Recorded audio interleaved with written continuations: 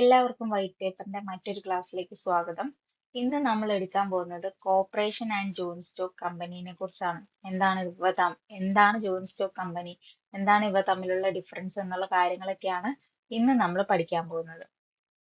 ഇപ്പൊ കോർപ്പറേഷൻ എന്താണെന്ന് നമ്മൾ കഴിഞ്ഞ ക്ലാസ്സിൽ ഓൾറെഡി പഠിച്ചു കഴിഞ്ഞു. എന്താണ് കോർപ്പറേഷൻ എന്ന് പറഞ്ഞാൽ ആളുകൾ സ്വമേധയാ കൂട്ടം ചേരുന്നതിനാണ് അല്ലെ നമ്മൾ കോർപ്പറേഷൻ എന്ന് പറയാം. എന്നിട്ട് അവരുടെ എക്കണോമിക് ഇൻട്രസ്റ്റിനായിട്ട് പ്രവർത്തിക്കുക എന്നുള്ളതാണ്, അല്ലെങ്കിൽ മെമ്പേഴ്സിന് സർവീസ് പ്രൊവൈഡ് ചെയ്യുക എന്നുള്ളതാണ് കോർപ്പറേഷൻ കൊണ്ട് ഉദ്ദേശിക്കുന്നത് അല്ലെ. അപ്പൊ ഇവിടെ അതാണ് പറയുന്നത്, a cooperative society is a voluntary association of individuals which is formed for providing services to members. എന്തിനു വേണ്ടി അവർ ഫോം ചെയ്യുന്നത്? മെമ്പേഴ്സിന് സർവീസ് കൊടുക്കാൻ വേണ്ടിയിട്ടാണെന്നാണ് പറയുന്നത്. ഇനി നമുക്ക് ജോയിന്റ് സ്റ്റോക്ക് കമ്പനി എന്താണെന്ന് നോക്കാം. A joint stock company is a business owned by its shareholders who can buy and sell shares freely. എന്താ പറഞ്ഞേ? ജോയിന്റ് സ്റ്റോക്ക് കമ്പനി എന്ന് പറഞ്ഞാൽ ഒരു ബിസിനസ് ആണ്. ഇത് ഓൺ ചെയ്യുന്ന ആരാണ്? സ്റ്റേക്ക് ഹോൾഡേഴ്സ് ആണ് അല്ലെ. ഷെയർ ബൈ ചെയ്യാനും സെല്ല് ചെയ്യാനും ഫ്രീ ആയിട്ട് സാധിക്കുന്ന എവിടെയാ? ജോയിന്റ് സ്റ്റോക്ക് കമ്പനിയിലാണ് അല്ലെ. Joint stock company is a business owned by its shareholders who can buy and sell shares freely. ഇതാണ് പറയുന്നത്. ഇനി നമുക്ക് ഡീറ്റെയിൽഡ് ആയിട്ട് ജോയിന്റ് സ്റ്റോക്ക് കമ്പനിയുടെ ഫീച്ചേഴ്സ് എന്തൊക്കെയാന്ന് നോക്കാം. Separate legal entity. ഈ ഫീച്ചേഴ്സ് ഒക്കെ ഒന്ന് ഓർത്തിരിക്കുന്നതല്ല കേട്ടോ, മെയിൻ പോയിന്റ്സ് മാത്രം എന്താന്നുള്ളത് നോക്കി വെക്കുന്നതല്ല. ചിലപ്പോൾ ജോയിന്റ് സ്റ്റോക്ക് കമ്പനീന്റെ അല്ലാത്ത ഫീച്ചർ ഏത് എന്നൊക്കെ പറഞ്ഞ ക്വസ്റ്റ്യൻ വരാം. അപ്പം സെപ്പറേറ്റ് ലീഗൽ എൻറ്റിറ്റി എന്ന് പറഞ്ഞാൽ a joint stock company is an individual legal entity apart from the persons involve. അതിനെന്താണ് പറയുന്നത്? ആളുകളെ അപേക്ഷിച്ച് അതിനൊരു സെപ്പറേറ്റ് ലീഗൽ എൻറ്റിറ്റി ഉണ്ടാവും. നിയമപരമായിട്ട് ഒരു എൻറ്റിറ്റി ഉണ്ടാവും എന്നാണ് സെപ്പറേറ്റ് ലീഗൽ എൻറ്റിറ്റി കൊണ്ട് ഉദ്ദേശിക്കുന്നത്. രണ്ടാമത്തെ ഫീച്ചർ എന്താന്ന് നോക്കാം. Perpetual. Once a firm is born, it can only be dissolved by the functioning of law. എന്താ പറയുന്നേ? ഇപ്പൊ ഒരു ഫേം സ്റ്റാർട്ട് ചെയ്യുകയാണെങ്കിൽ അതിന് എന്തുണ്ടായിരിക്കണം? നിയമപരമായിട്ട് അത് പ്രവർത്തിക്കാൻ പറ്റുള്ളൂ അല്ലെ. അത് തന്നെയാണ് ഇവിടെ പറയുന്നത്. So company life is not affected even if its members keep changing. അതിലെ മെമ്പേഴ്സ് ആളുകൾ ഇങ്ങനെ മാറിക്കൊണ്ടിരിക്കുകയാണെങ്കിലും എന്താണ്, കമ്പനി മുമ്പോട്ട് പോകും. കമ്പനീന്റെ ലൈഫിനെ അത് അഫക്റ്റ് ചെയ്യില്ല എന്നാണ് പറയുന്നത്. അപ്പൊ അതിനൊരു ലോ ഉണ്ടാവും, അതിന്റെ ആ ലോ വെച്ചിട്ട് അത് ഫങ്ഷൻ ചെയ്തുകൊണ്ടേ. ഇനി number of members. Number of members important ആണ് കേട്ടോ. ഒരു ജോയിന്റ് സ്റ്റോക്ക് കമ്പനിയിലെ നമ്പർ ഓഫ് മെമ്പേഴ്സ് എന്ന് പറഞ്ഞാൽ അത് രണ്ട് തരം ഉണ്ട്. ജോയിന്റ് സ്റ്റോക്ക് കമ്പനി എന്ന് പറയുമ്പോൾ പബ്ലിക് ലിമിറ്റഡ് കമ്പനി ഉണ്ട്, പ്രൈവറ്റ് ലിമിറ്റഡ് കമ്പനി ഉണ്ട്. ഇതിലെ public limited company unlimited members ആയിരിക്കും. മാക്സിമം അൺലിമിറ്റഡ് മെമ്പേഴ്സിന് വരാം. മിനിമം 7 ആളുകൾക്കാണ് ഇതിൽ ജോയിൻ ചെയ്യാൻ പറ്റുക. പ്രൈവറ്റ് ലിമിറ്റഡ് കമ്പനി ആണെങ്കിൽ 2 പേരാണ് മിനിമം വേണ്ടത്. അതേപോലെ പാർട്ട്ണർഷിപ്പ് ആണെങ്കിലോ, പാർട്ട്ണർഷിപ്പ് ആണെങ്കിൽ 10 മെമ്പേഴ്സ്. ഇനി ഓക്കെ, നമ്പർ ഓഫ് മെമ്പേഴ്സിന്റെ ഒന്നുകൂടെ വായിക്കാം. For a public limited company there can be unlimited number of members but minimum being 7. For a private limited company only 2 members. In general, a partnership firm cannot have more than 10 members in one business. Okay. ഇനി അടുത്ത portion എടുക്കാം. ഇത്രയും okay അല്ലേ? Separate legal entity, perpetual, number of members. ഇനി അടുത്ത feature limited liability. എന്താ limited liability എന്ന് പറഞ്ഞാൽ, in this type of company the liability of the company's shareholders is limited. However no member can liquidate the personal assets to pay the debts of a firm. എന്താ പറയുന്നേ? അവിടെ liability limited ആയിരിക്കും. ബാധ്യതകള് കമ്പനീസിന്റെ share ഹോൾഡേഴ്സിന് അധികം വരില്ല, limited ആയിരിക്കും എന്നാ പറയുന്നത്. അതേപോലെ തന്നെ ഇപ്പം ഒരു മെമ്പറും എന്ത് ചെയ്യണ്ട, അവരുടെ പേഴ്സണൽ അസറ്റ് ഇതിലേക്ക് എന്തെങ്കിലും ഫേമിൽ എന്തെങ്കിലും കടം ഉണ്ടെങ്കിൽ, ബാധ്യതകൾ ഉണ്ടെങ്കിൽ അത് അടച്ചു തീർക്കാനായിട്ട് അവരുടെ പേഴ്സണൽ അസറ്റ് ഇതിനു വേണ്ടി യൂസ് ചെയ്യേണ്ട ആവശ്യമില്ല എന്നാണ് ലിമിറ്റഡ് ലാബിലിറ്റി കൊണ്ട് പറയുന്നത്. ഇനി അടുത്തത് ട്രാൻസ്ഫറബിൾ ഷെയർസ്. എന്താ ട്രാൻസ്ഫറബിൾ ഷെയർസ് എന്ന് പറഞ്ഞാൽ, a company shareholders without consulting can transfer his shares to others. എന്താ പറയുന്നത്? ഒരു കമ്പനീന്റെ ഷെയർ ഹോൾഡർ ആണെങ്കിൽ അവർക്ക് എന്ത് ചെയ്യാം? വേറൊരാളുടെ കൺസൾട്ടേഷൻ ഇല്ലാതെ തന്നെ അവർക്ക് അവരുടെ ഷെയർസ് ട്രാൻസ്ഫർ ചെയ്യാൻ സാധിക്കും. അതാണ് ട്രാൻസ്ഫറബിൾ ഷെയർസ് കൊണ്ട് ഉദ്ദേശിക്കുന്നത്. ഇനി incorporation. For a firm to be accepted as an individual legal entity, it has to be incorporated. ഒരു ലീഗൽ എൻറ്റിറ്റി ആണെങ്കിൽ അതെന്താ ഇൻകോർപ്പറേറ്റ് ചെയ്തു എന്നാണ് പറയുന്നത്. So it is compulsory to register a firm under a joint stock company. Joint stock കമ്പനിയിൽ register ചെയ്യാന്നുള്ളത് compulsory ആണ് കമ്പനീന്റെ ആക്ടില്. അപ്പം ഇവിടെ എന്താ പറയുന്നത്, ഒരു ഇൻഡിവിജ്വൽ ലീഗൽ എൻറ്റിറ്റി ഉണ്ടാവും എന്നാ പറയുന്നത്. ഒരു ഫേം സ്റ്റാർട്ട് ചെയ്യാന്ന് പറഞ്ഞാൽ ഇൻകോർപ്പറേറ്റ് ചെയ്യുന്ന ആണ് ഉദ്ദേശിക്കുന്നത്.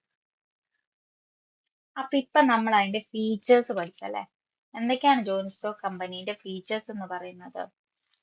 Separate legal entity, perpetual, incorporation, number of members, limited liability, പിന്നെന്താ ട്രാൻസ്ഫറബിൾ ഷെയർസ്, ഇൻകോർപ്പറേഷൻ എന്നുള്ളതൊക്കെയാണ് എന്തിൽ വരുന്നത്, ഫീച്ചേഴ്സിൽ വരുന്നത്, ജോയിന്റ് സ്റ്റോക്ക് കമ്പനിയുടെ ഫീച്ചേഴ്സ്.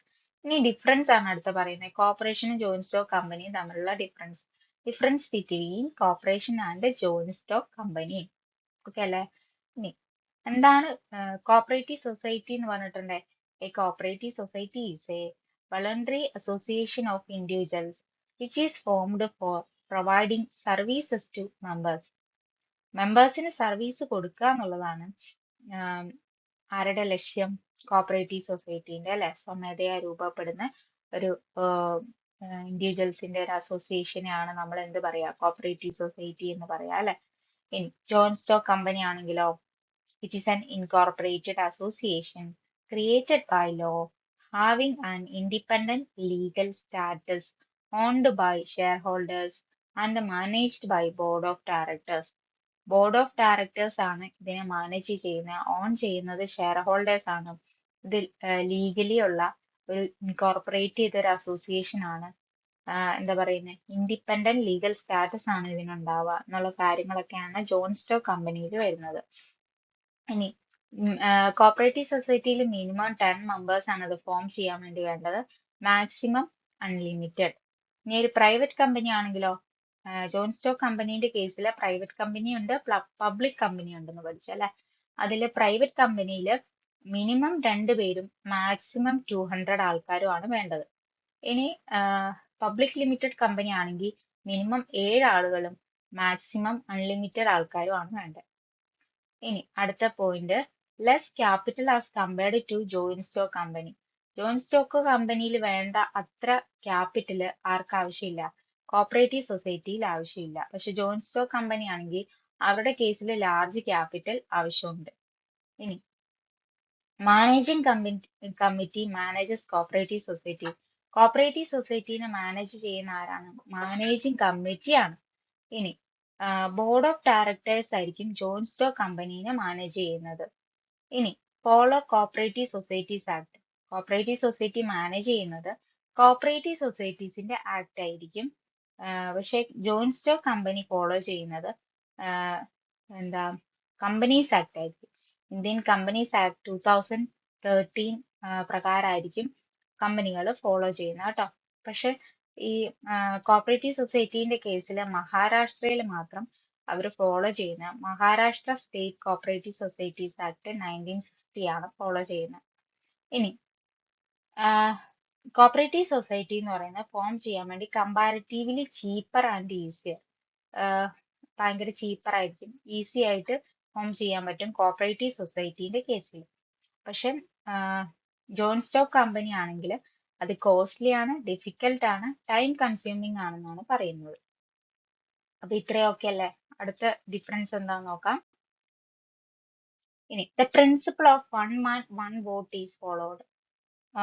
ഒരാൾക്ക് ഒരു വോട്ട് വീതമായിരിക്കും കോപ്പറേറ്റീവ് സൊസൈറ്റിയിൽ ഉണ്ടാവുക.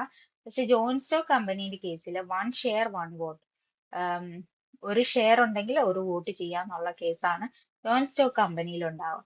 ഇനി മോട്ടോ എന്ന് പറഞ്ഞാൽ എന്താ, സർവീസസ് മെമ്പേഴ്സിന് പ്രൊവൈഡ് ചെയ്യുക എന്നുള്ളതാണ് കോപ്പറേറ്റീവ് സൊസൈറ്റീന്റെ മോട്ടോ. ഇനി maximum profit, make maximum profit എന്നുള്ളതാണ് ജോയിന്റ് സ്റ്റോക്ക് കമ്പനിന്റെ കേസിലുള്ള മോട്ടോ അല്ലെങ്കിൽ എയിം എന്ന് പറയാം. Shares are not transferable. Cooperative സൊസൈറ്റിയിൽ ഷെയർസ് ട്രാൻസ്ഫർ ചെയ്യുന്നില്ല. They can be surrendered to the society. സൊസൈറ്റിക്ക് അത് എന്ത് ചെയ്യണം, സറണ്ടർ ചെയ്യണം. പക്ഷെ ജോൺ സ്റ്റോക്ക് കമ്പനിയിലെ ഷെയർസ് ഫ്രീലി ട്രാൻസ്ഫറബിൾ. ഷെയർസ് എന്ത് ചെയ്യുന്നുണ്ട്, ഫ്രീ ആയിട്ട് ട്രാൻസ്ഫർ ചെയ്യുന്നുണ്ട്. Members of the managing committee work on an honorary basis. Honorary ബേസിസിലായിരിക്കും കോപ്പറേറ്റീവ് സൊസൈറ്റിയിലെ മെമ്പേഴ്സ് വർക്ക് ചെയ്യുന്നത്. ഇനി ജോൺ സ്റ്റോക്ക് കമ്പനി ആണെങ്കിലോ അവർക്ക് സാലറി കിട്ടുന്നുണ്ട് അല്ലെ. Board of directors are paid a salary. Board of ഡയറക്ടേഴ്സിന് സാലറി പ്രൊവൈഡ് ചെയ്യുന്നുണ്ട്. ബോർഡ് മീറ്റിംഗിൽ പങ്കെടുക്കുന്നതിന് അവർക്ക് എന്ത് കിട്ടുന്നുണ്ട്, ഫീസ് കിട്ടുന്നുണ്ട്. Given fees for attending board meetings. Okay. ഇനി proxy are not allowed in the meeting. മീറ്റിംഗില് പ്രോക്സി അലൗഡ് അല്ല എന്ന് പറഞ്ഞാൽ ഒരാൾക്ക് പകരം മറ്റൊരാൾക്ക് വോട്ട് ചെയ്യാൻ പറ്റില്ല. പക്ഷെ ജോൺ സ്റ്റോക്ക് കമ്പനിയുടെ കേസിൽ പ്രോക്സി അലൗഡ് ആണെന്നാണ് പറയുന്നത്. അപ്പൊ ഇത്രയാണ് ഡിഫറൻസ് വരുന്നത്. കോപ്പറേറ്റീവ് സൊസൈറ്റി അല്ലെങ്കിൽ കോപ്പറേറ്റീവ് സൊസൈറ്റിയും ജോൺ സ്റ്റോക്ക് കമ്പനിയും തമ്മിലുള്ള ഡിഫറൻസ് ആണ് ഇത്രയും. ഓക്കെ അല്ലേ? ഇനി അടുത്തത് corporation as a balancing factor or equaliser or midway between capitalism and socialism. ക്യാപിറ്റലിസവും സോഷ്യലിസവും തമ്മിലുള്ള ഒരു ഈക്വലൈസർ അല്ലെങ്കിൽ ഒരു മിഡ്വേ ആയിട്ടാണ് കോപ്പറേഷൻ പ്രവർത്തിക്കുന്നത് എന്ന് പറയുന്നത്. ഓരോ പോയിന്റ്സ് ആയിട്ട് നോക്കാം. ക്യാപിറ്റൽ എന്ന് പറഞ്ഞിട്ടുണ്ടെങ്കിൽ cooperation recognises the private ownership of capital like in capitalism and render services to the society as a whole like in socialism. എന്താ പറയുന്നത്, കോർപ്പറേഷൻ എന്ന് പറഞ്ഞാൽ ക്യാപിറ്റലിസത്തിലെ പോലെ ക്യാപിറ്റല് പ്രൈവറ്റ് ഓണർഷിപ്പ് ആയിരിക്കും. പക്ഷെ അത് സർവീസസ് പ്രൊവൈഡ് ചെയ്യാൻ വേണ്ടി സൊസൈറ്റിക്ക് സർവീസസ് പ്രൊവൈഡ് ചെയ്യാന്നുള്ളതാണ് സോഷ്യലിസത്തിന്റെ ലക്ഷ്യം അല്ലെ. അപ്പൊ അതേപോലെ തന്നെ ആ ഇത് വെച്ചിട്ട് എന്ത് ചെയ്യുന്നു, render services to the society എന്നാണ് പറയുന്നത്. ഇനി പ്രോഫിറ്റിന്റെ കേസ് എന്താ പറയുന്നത്, corporation decides to run the business on profit like capitalism. ക്യാപിറ്റലിസത്തിലെ പോലെ പ്രോഫിറ്റ് ഉണ്ടാക്കുക എന്നുള്ളതാണ് കോർപ്പറേഷന്റെ ഒരു ലക്ഷ്യം. പക്ഷെ the profit of the business belong to the society at a large as in the case of socialism. പക്ഷെ സോഷ്യലിസത്തിലെ പോലെ അത് സൊസൈറ്റിക്ക് ബിലോങ് ചെയ്താണ്, കിട്ടുന്ന പ്രോഫിറ്റ് ഒക്കെ സൊസൈറ്റിക്ക് ഉള്ളതാണെന്നാണ് കോർപ്പറേഷൻ കൊണ്ട് ഉദ്ദേശിക്കുന്നത്. ഇനി അൾട്ടിമേറ്റ് ഒബ്ജക്റ്റ് എന്ന് പറഞ്ഞിട്ടുണ്ടല്ലോ, as in capitalism personal interest of individual is protected because as encourages self help. എന്താ പറയുന്നേ, കോർപ്പറേഷനിൽ എന്തുണ്ട്, സെൽഫ് ഹെൽപ്പ് എൻകറേജ് ചെയ്യുന്നുണ്ട് അല്ലെ. അപ്പൊ നമ്മൾ ക്യാപിറ്റലിസത്തിൽ പഠിച്ചു ഓരോരുത്തരുടെ ഇൻഡിവിജ്വൽ പേഴ്സണൽ ഇൻട്രസ്റ്റ് എന്ത് ചെയ്യുന്നുണ്ട്, പ്രൊട്ടക്ട് ചെയ്യുന്നുണ്ട്. അതേപോലെ തന്നെ കോർപ്പറേഷനിലും ഇൻഡിവിജ്വൽ പേഴ്സണൽ ഇൻട്രസ്റ്റ് പ്രൊട്ടക്ട് ചെയ്യുന്നുണ്ട്. എന്തിനു വേണ്ടി, സെൽഫ് ഹെൽപ്പിന് വേണ്ടി. പക്ഷെ സെൽഫ് ഹെൽപ്പ് മാത്രം പോരാ, കോർപ്പറേഷനിൽ മ്യൂച്വൽ ഹെൽപ്പും കൂടെ വേണം. അതാണ് പറയുന്നത് സോഷ്യലിസത്തിലെ പോലെ ഇതിന് മ്യൂച്വൽ ഹെൽപ്പും ഉണ്ടെന്നാണ് ഉദ്ദേശിക്കുന്നത്. Similar to socialism the interest of all members are protected. എല്ലാ മെമ്പേഴ്സിന്റെ ഇൻട്രസ്റ്റും പ്രൊട്ടക്ട് ചെയ്യുന്നുണ്ട്. Because can be achieved only by mutual help. ഇത് എന്ത് വഴിയേ അച്ചീവ് ചെയ്യാൻ പറ്റുള്ളൂ, മ്യൂച്വൽ ഹെൽപ്പ് ഉണ്ടെങ്കിൽ മാത്രമേ ഇത് അച്ചീവ് ചെയ്യാൻ പറ്റുള്ളൂ. ഇത്രയാണ് മെയിൻ ആയിട്ടുള്ള പോയിന്റ്സ് പറയുന്നത്. 3 points: capital, profit, ultimate object. Okay. അപ്പൊ ഇത്രയാണ് ഇന്നത്തെ ക്ലാസ്സിൽ പറയാനുള്ളത്. അപ്പൊ എല്ലാവരും നന്നായിട്ട് ഇരുന്ന് പഠിക്കുക. Okay, thank you.